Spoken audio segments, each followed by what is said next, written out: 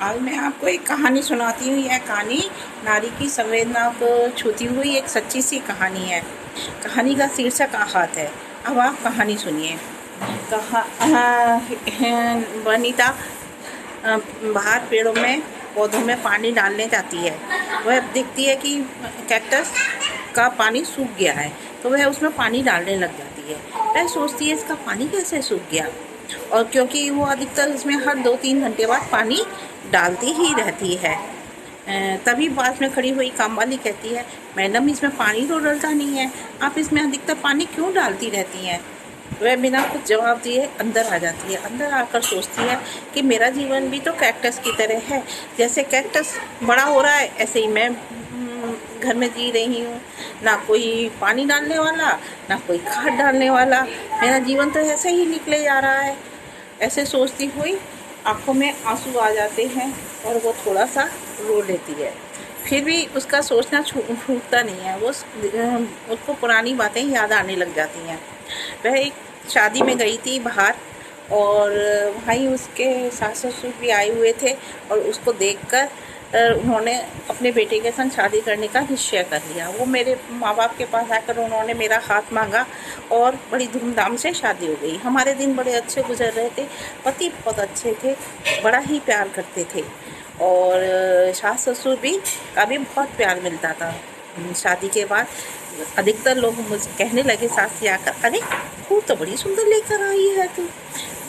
बड़ी खुश होती थी सास, इधर उधर घूमती थी, उनके पैर जमीन पर ही नहीं पड़ते थे।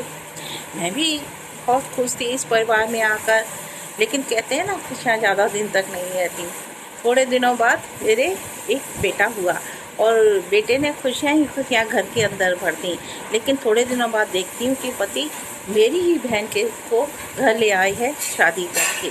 मैं बार बार चौंकती हूँ, देखती हूँ, कभी बहन की तरफ तो कभी अपने पति की तरफ देखती हूँ। मेरे को समझ ही नहीं आ रहा, आखिर मैं करूँ तो क्या करूँ? हैं तो मेरे ही पति और मेरे ही बहन, ये क्या कराए, ये कैसा नर्स किया इन्होंने। लेकिन मैं तो कुछ कर नहीं सकती थी। थोड़े दिन पति से लड़ी, पति टस से मस नहीं हुए। माँ बाप के पास गई। माँ बाप कहते हैं हम क्या कर सकते हैं।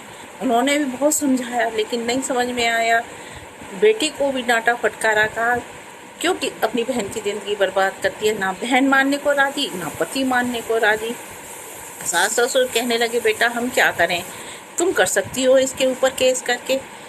मैंने सोचा केस करूं तो कोई फ़ायदा नहीं है, मैं अपने पति का प्यार तो नहीं पा सकती केस करने के बाद में। मैं तो इनसे बहुत प्यार करती हूँ, इसीलिए मैं केस करने के लिए बिल्कुल भी तैयार नहीं थी।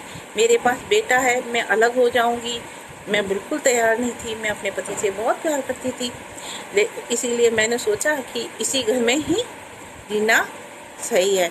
और मेरे पति मुझे घर से निकालने को भी तैयार नहीं थे। जो क्या तुम जीती रहो यहाँ पर, जैसे चाहो वैसे रहो, तुम्हें कोई रोकने वाला नहीं, तुम्हें कोई टोकने वाला नहीं। यही सोचकर फिर मैं वहीं रहने लगी। साथ में हम तीनों और बेटे के साथ हम रहने लगे। धीरे धीरे करके बेटा बड़ा होने लगा। बेटा मेरे पास आता था, बोलता था, मामा करता था। मैं इसी में ही सारी दुनिया पा लेती थी। लेकिन मेरे पति कभी मेरे से बोलने नहीं आए, कभी उन्होंने मेरी बात नहीं पूछी, कभी मेरे हाल चाल नहीं पूछे। बस इसी बात का गम था। वो मेरी बहन के साथ बहुत खुश थे। मैं सोचती थी चलो ठीक है, एक इंसान खुश है वही सही, इनके खुशी में मेरी खुशी है, यही सोचकर चुप रह जाती थी। लेकिन अंदर अंदर एक पहुँचता रहता था मन, बहुत अंदर से मन बहुत दुखी रहता था। फिर भी मैंने अपने हालात के साथ समझौता कर लिया था। धीरे धीरे बेटा बड़ा हुआ और इंजीनियरिंग की उसने, बाहर उसकी नौकरी लग गई। वह नौकरी करने बाहर चला गया। वहीं किसी से प्यार हो गया। अब उसने सबसे पहले मुझे बताया, माँ मुझे किसी लड़की से प्यार हो गया है और मैं उससे शादी करना चाहता हूँ।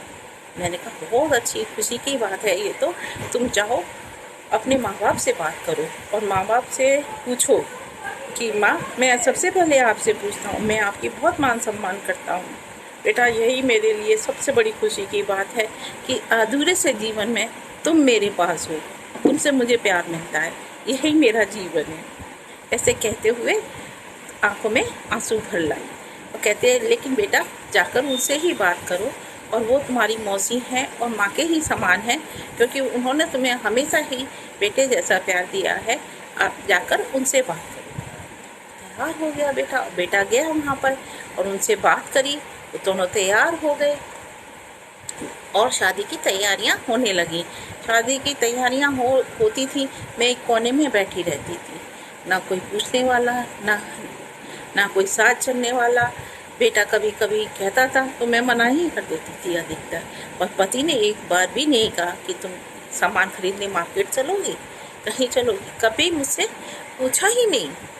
और मैं भी फिर अपने में ही जीने लगी, जैसे जैसे मैं अपने में जी रही थी तैसे। और एक और सब आते थे जाते थे, मुझे देखते थे, एक बेचारी सी नज़र डालकर चले जाते थे।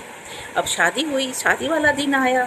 शादी वाले दिन मैं बड़ी खुशी खुशी तैयार होकर चलने लगी। मैं सोचती थी मैं बेटे के पीछे पीछे ही चलूं, और बड़ी खुश खुश चल रही थी। लेकिन तभी मेरी नज़र गई, सब मुझे एक अलग नज़र से देख रहे हैं। और मेरे पति के साथ मेरी बहन चल रही थी। मैं खुशी खुशी अपने अकेले चले आ रही थी घोड़े के पीछे पीछे। कभी नाचती थी, कभी घूमती थी, कभी गाती थी, और तो कभी रोने लग जाती थी, तो कभी रोने लग जाती थी। सोचती थी यही तो मेरा जीवन है। और सब बार बार आके पूछते, क्या तुम्हें बुरा नहीं लगता, तुम्हारा पति तुम्हारे साथ नहीं है? मैं कुछ बिना जवाब दिए ही आगे चलने लग जाती थी। नहीं, मुझे कोई बुरा नहीं लगता, उनका जीवन है, मैं अपने पति से प्यार करती हूँ, इसीलिए साथ रहती हूँ। ऐसे कहती हुई मैं आगे बढ़ जाती थी। यही ज़िंदगी थी मेरी, और यही कहानी में है मेरी। और कैसी लगी आपको कहानी? अगर आपको अच्छी लगी हो तो ज़रूर बताइएगा।